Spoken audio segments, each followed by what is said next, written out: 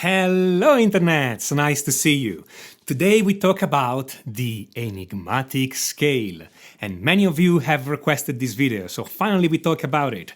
The scale was invented specifically to be difficult to work with. If you want, it's more of a challenge than just a scale. And some musicians have composed great pieces with it, and I'm gonna quote only two. I'm gonna quote Verdi Ave Maria sulla scala enigmatica,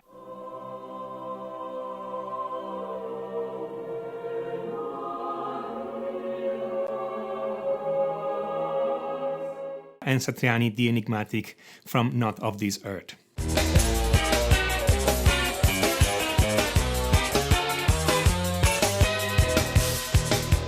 The scale is made of those notes: C, D flat, E, F sharp, G sharp, A sharp, B, C.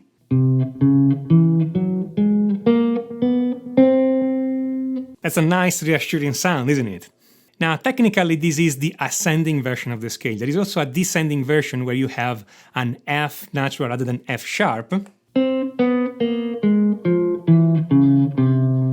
But we are not going to use this one. We're going to use only the ascending version. There's already enough good stuff in there.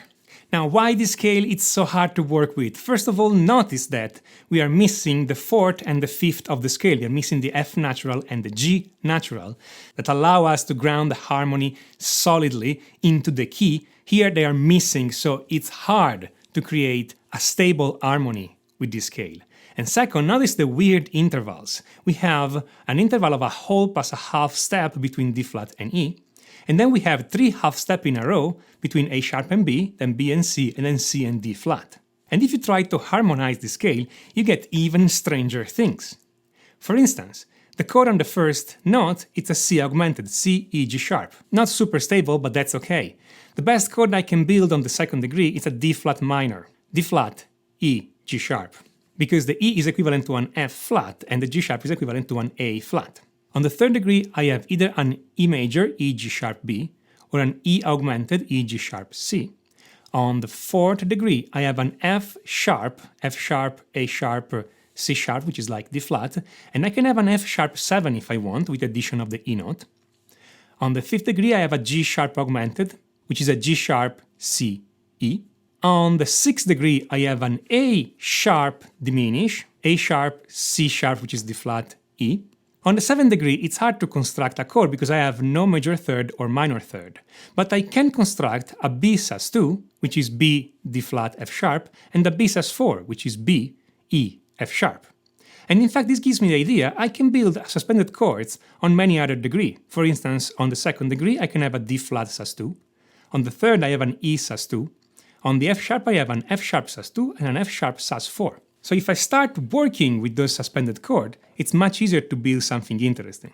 If I work only with the chords on this first line, it's hard to build something stable, because this C augmented chord, it's really hard to make it sound like the first chord of the key, because it's not a stable chord. For instance, I could play C sharp, D flat minor, and back.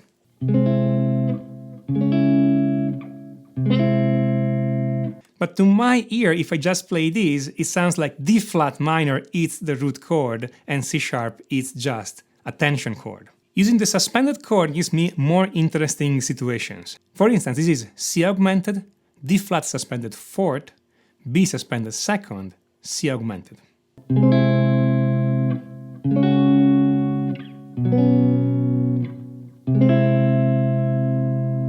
Again, it's quite hard to make this C augmented sound like it's the root chord.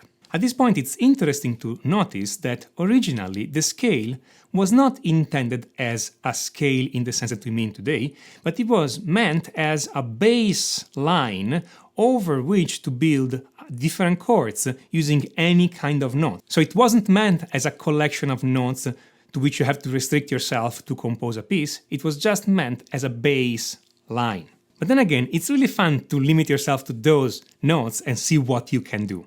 Now, I am going to shamelessly cheat, and rather than using the scale in its original form, I'm actually going to use a few of its modes because, in my opinion, they are more interesting and more usable.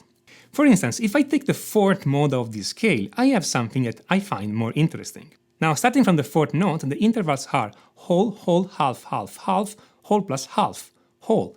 So starting from the C note, C, hold to D, hold to E, F to F, F to F sharp, F to G, hold plus F to B flat, and hold back to C.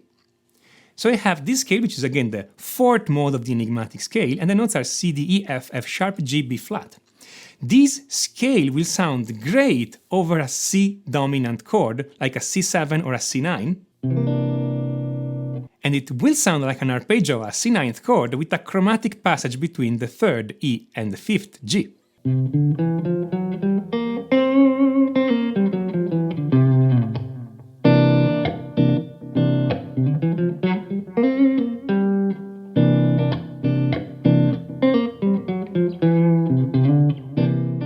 I can totally hear this scale played by blues or jazz player, and hey, it's a mode of the enigmatic scale, and you've heard how the enigmatic scale sounded before. It's incredible how a mode can sound so different and so nicer to your ear. Another interesting mode is the third mode of this scale, of the enigmatic scale.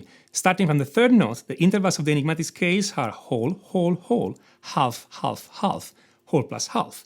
Starting from C then, whole to D, whole to E, whole to F sharp, half to G sharp, half to A, whole plus half back to C. So we have this kind of scale, C, D, E, F sharp, G sharp, A, and this scale will sound great on a C sixth or a C sixth ninth chord,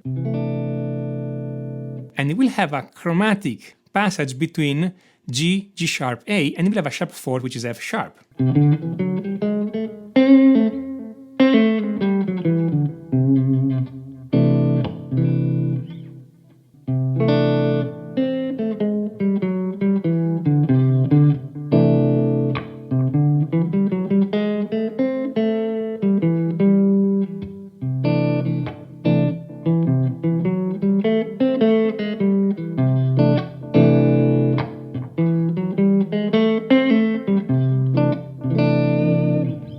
Again, that's another scale that could be used by a jazz or blues player, and again, it comes from the enigmatic scale.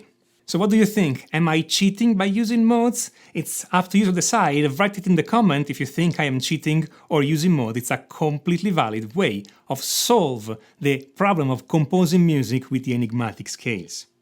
Now, one thing you may wonder at this point is, how did I go from looking at the enigmatic scale and this kind of strange sound and see that the fourth and the third mode of the scale were actually sounding this other, to my ear, nicer way? Well, the thing is that I do have a good eye for musical patterns, and so I can spot those kind of things really fast, and you can develop this kind of eye for pattern too, if you want, by working your way and doing all the exercises in my courses, Master of the Modes, where we talk exactly about scales, modes, and how to use them in actual music. If you do all the exercises in this course, you too will be able to spot all those kind of patterns in any scale or mode, and it will be much easier for you to create actual music, to write actual music using scales and modes.